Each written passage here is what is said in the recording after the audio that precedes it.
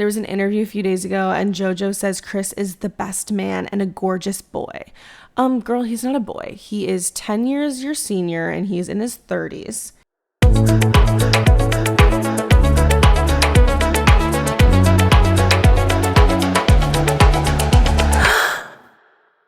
Welcome back, you guys, to Gasp, the podcast for the gays, the girls, and especially the gay girls. Today we're talking about a possibly former gay girl. Just kidding. I think she's still pretty gay.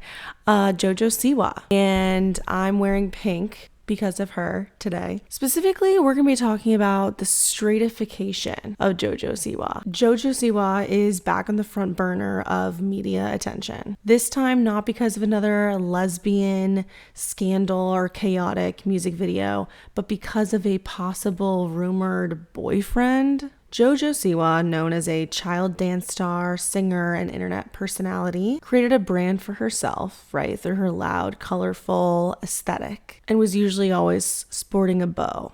This is how we know her, right? She then made headlines a few years ago when she came out as a lesbian and even found herself in a lesbian love triangle drama. It was like all over TikTok. I'm sure you guys remember it. But recently, after appearing on Celebrity Big Brother, JoJo is now facing cheating allegations. She changed her sexuality to queer from lesbian. She broke up with her partner and is rumored to be dating fellow contestant Chris Hughes. And suddenly, the straighties are like obsessed with this and now seem to be delighted with JoJo Siwa, which they haven't been over the last few years because she's been very outwardly gay, right?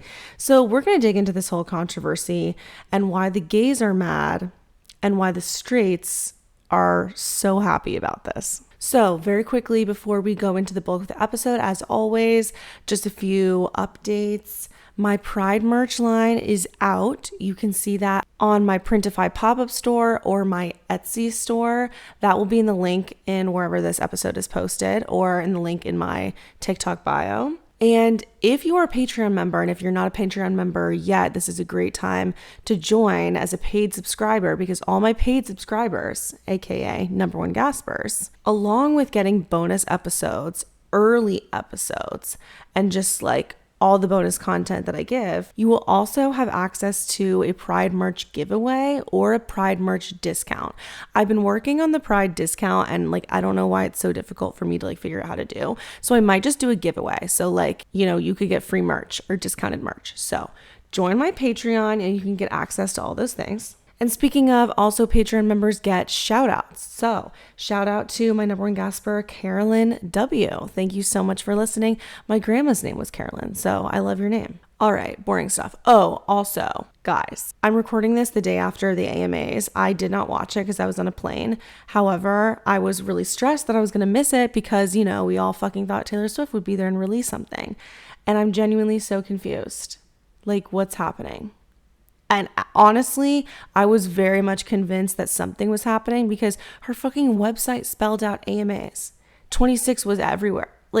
I'll make some TikToks on this, but genuinely, I'm at a loss for words. And I feel like she's baiting us and I'm so scared.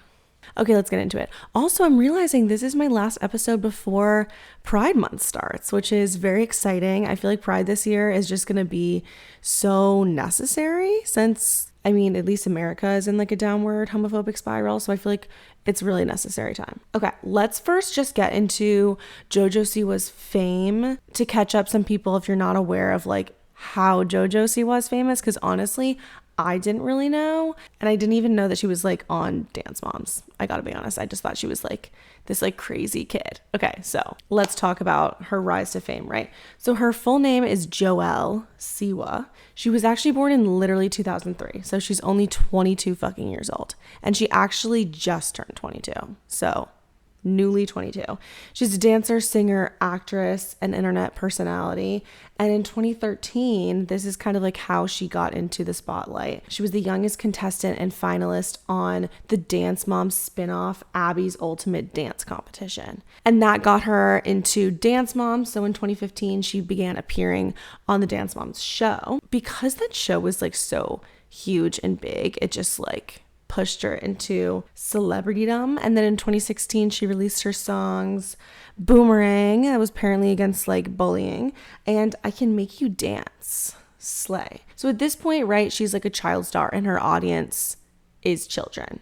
In 2016, she also released a line of hair bows because her whole thing was like bows and ponytails and like colors and like, right? Okay. So, and actually it makes kind of a good transition into being gay. Like it kind of makes sense. Like she's so like loud with her clothing and so colorful. Like it's rainbow gay. Okay. Then in 2017, she signed with Nickelodeon. And at this point she like really took off. And actually did not know this either. In 2020, she was on Time's 100 most influential people in the world list. That's kind of crazy. Yeah. And then in 2021, she did this show called Siwa's Dance Pop Revolution. And I don't really know much about the show, but I think it's her and her mom like training this dance group, this young kids dance group to be like really famous and stuff. It's giving Abby Lee, right? That's kind of the vibe. And according to Wikipedia, I did not follow this controversy. So if you guys have, give me the deets. But apparently in 2024, Siwa and her mother, this is a quote from Wikipedia, Siwa and her mother were alleged to have mistreated members of XOMG Pop, which is apparently the group from Siwa's Dance Pop Revolution, by subjecting members to grueling rehearsal schedules that left little time for school and promoting an unhealthy competitive working environment. That doesn't surprise me. But it's also funny because it's like, that's what dance moms did. Then in 2021, I think this is like really when I felt that she was pushed into adult entertainment and pop culture as much as she was a part of like kids pop culture, right? Where like she was really getting big. In 2021, she was the contestant on Dancing with the Stars, and she, I think, like almost won. Okay, I just looked it up. She was in second place. Slay. And she did really well. She was a part of the first same-sex pairing in the show's history, which great. And then 2022 and 2024, she was a judge on So You Think You Can Dance. And then in 2024, literally last year, this is when she came out with Karma. This was like her quote rebrand to this like tougher image, right? She was like kind of pulling a Miley Cyrus, except not at all. And her rebrand was just kind of like wearing like leather. And she released Karma as her first like adult single. She also got backlash during this time because she said that she created a new genre called gay pop. And then there was a lot of fucking backlash against that because like you didn't invent gay pop. Like gay pop is pop. I mean, there's like so much to say about that, but she's had a lot of controversies, right? Like since the beginning of her career, she's been a part of controversies. She's been a part of dating controversies regarding her show, what she says about her rebrand, just in general, kind of like her like voice is like, some would say annoying. I would perhaps agree.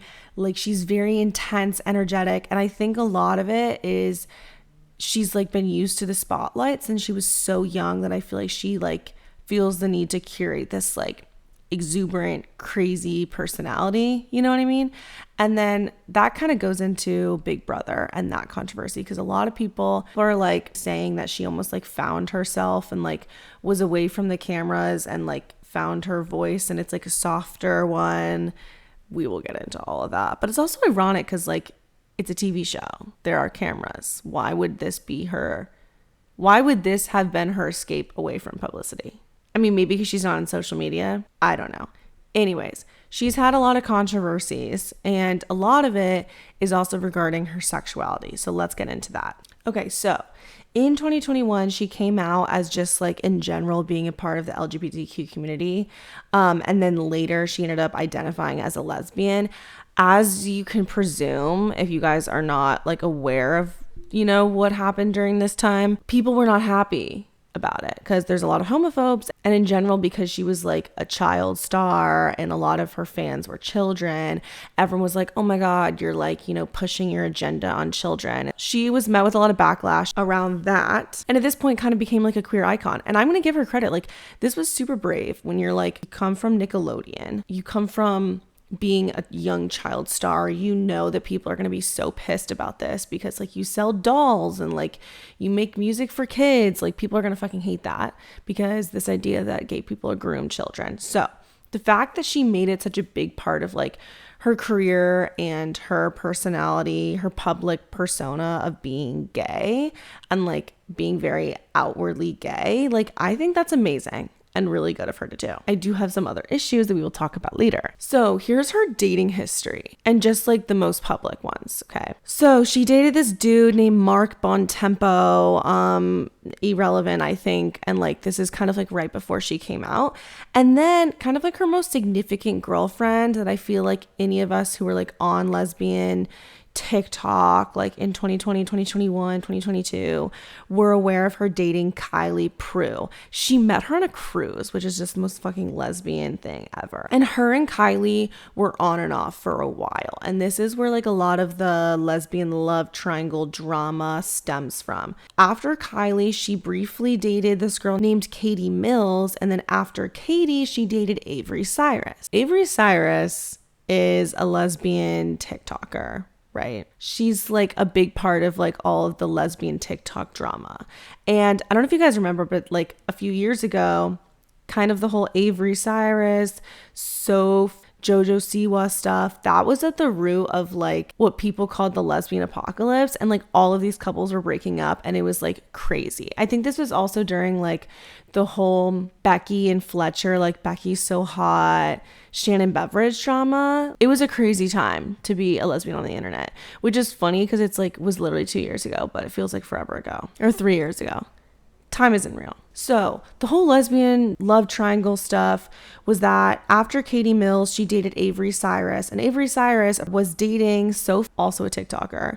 And apparently, like allegedly, Avery broke up with Soph for JoJo for clout. Right? That's kind of like what JoJo alleges. Allegedly, JoJo was still seeing Kylie and like there was just a lot of drama. Like now she's very much a part of this like lesbian internet entertainment community. Okay, then after the whole Avery thing, she dated Dakayla Wilson, who was a contestant on So You Think You Can Dance, and JoJo was a judge during this season. So like I don't understand how that's not a conflict and like unprofessional, but they dated. And then after Dakayla, JoJo dated Kath Epps, who's non-binary. And this is then when we get into the whole